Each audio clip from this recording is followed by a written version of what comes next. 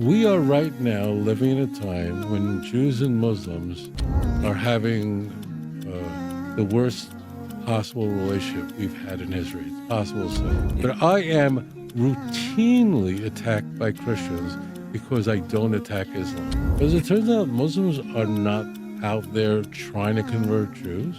And there are very significant differences between Judaism and Islam. But it's impossible to ignore that Muslims are true monotheists. I mean, they believe in one God. La ilaha illallah. There's no God but the true God.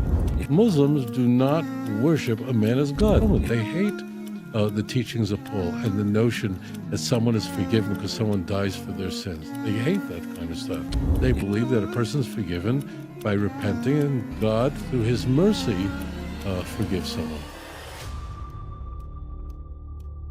We are right now living in a time when Jews and Muslims are having the worst possible relationship we've had in history. It's possible to say. Certainly one of the worst. But as it turns out, Muslims are not out there trying to convert Jews. There are big problems right now. I don't want to avoid that. But that doesn't mean there are no Jews who convert to Islam and there are no Muslims that convert to Jews. There are. I know in both directions. There's always going to be some homogenization, but because Muslims are not out there trying to convert Jews to Christianity, to Islam, so of course I'm not going to. I'm not, just trying to pick a barroom fight with people. If Hindus would start trying to convert Jews to Hinduism, so I would certainly respond to that. Moreover, of course, I'm exposed to Christianity, which is Trinitarian. Islam is not Trinitarian, so it's not idolatry. So that's the reason why. It's just so simple. It's just respect. If you leave us alone, I'm talking religiously, we're having a big problem. We really are, but it's not this issue, and therefore that's why. Don't forget to like, subscribe, and share if you admire the content. Well, Islam is a complete monotheism. I mean, they believe in one God. La ilaha illallah. There's no God but the true God.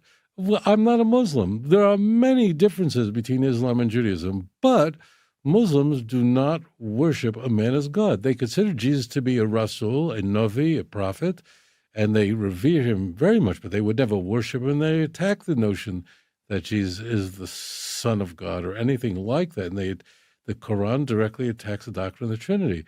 Well, if Muslims are not trying to convert Jews, it doesn't mean that in Hyde Park a Muslim won't start, dawah.